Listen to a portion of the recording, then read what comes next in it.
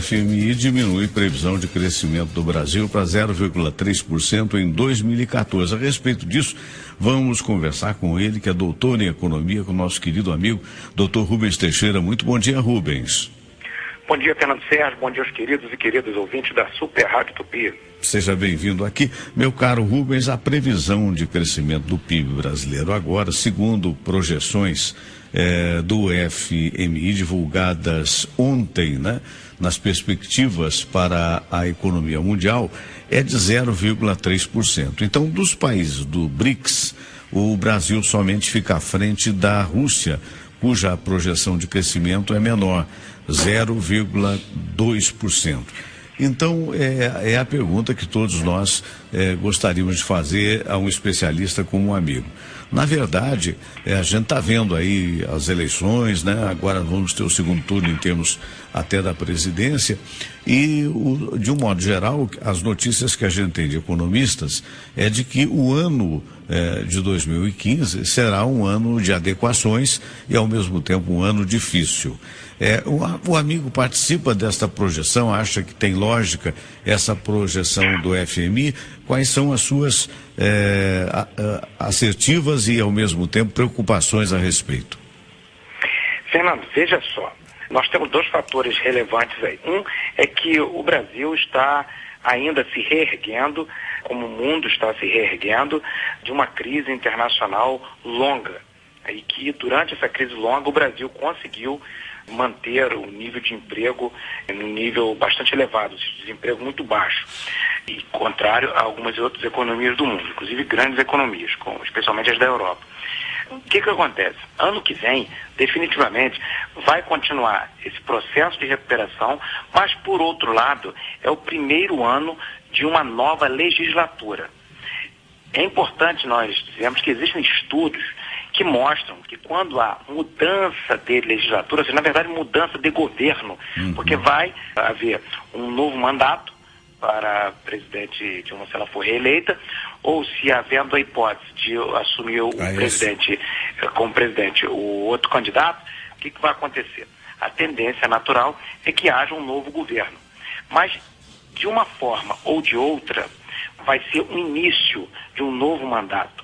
E isso vai nortear novas políticas, vai nortear novo programa de governo a ser implementado, nova estrutura de governo, uma série de coisas que certamente farão com que o país tenha uma mudança, com o novo governo, uma mudança natural. Então, definitivamente, vai haver, vamos dizer assim, modificações, há expectativas que haja algum reajuste na economia no ano que vem. Normal, isso já se espera, não é porque vai mudar um mandato, mas sim é porque já se espera normalmente. Existem estudos que demonstram que quando há um processo seletivo, no ano do processo seletivo, a economia tem determinados comportamentos e no primeiro ano de um novo mandato tem o comportamento típico também. Então, isso já se sabe. Agora, vamos às projeções. Definitivamente, o FMI é uma instituição que representa, vamos dizer assim, investidores, né? E isso faz com que ele sinalize para investidores, porque ele empresta dinheiro. Então, o raciocínio de quem empresta dinheiro é um raciocínio de avaliação de se a economia ela é promissora ou não. Então, quanto mais, vamos dizer assim, incertezas existem no processo, mais pessimista ele fica. Normal isso. Se você quiser, por exemplo, um investidor super conservador, você vai falar assim, bota seu dinheiro na caderneta de poupança. Você vai ter um rendimento baixo, mas é certo o seu rendimento. Se quiser rendimentos maiores, você vai ter que correr mais riscos. Isso é da natureza do raciocínio do investidor. Então, naturalmente, alguém que tem dinheiro para emprestar ou dinheiro para investir, no caso do FMI, ele ajuda estados, vamos dizer assim, que estão em dificuldade financeira e precisam superar, ele vai ter o raciocínio sempre mais um pouco pessimista, natureza da atividade dele. Sim. E as expectativas que se tem, as incertezas que se tem, por quê? Porque qualquer eleição gera incerteza, por mais perspectiva que qualquer candidato tenha de ganhar, gera uma incerteza, porque sempre é possível que o outro candidato ganhe, vamos dizer assim. E quando um candidato ganha, se espera um perfil de comportamento dele no governo. Quando ganha um candidato diferente, digamos assim, do que se imagina, vai ter um outro tipo de comportamento, e por aí vai. Esse conjunto de incerteza, somado ao fato de que existe ainda uma incerteza no comportamento de outras economias do mundo, tanto é que o FMI também fez uma revisão de perspectiva de outras economias de crescimento, isso gera uma turbulência na avaliação, nos modelos que eles usam para criar esse tipo de resultado que eles esperam, né, fazer essas projeções, e automaticamente esses números ficam oscilando. Agora, o que o FMI está dizendo é uma expectativa deles.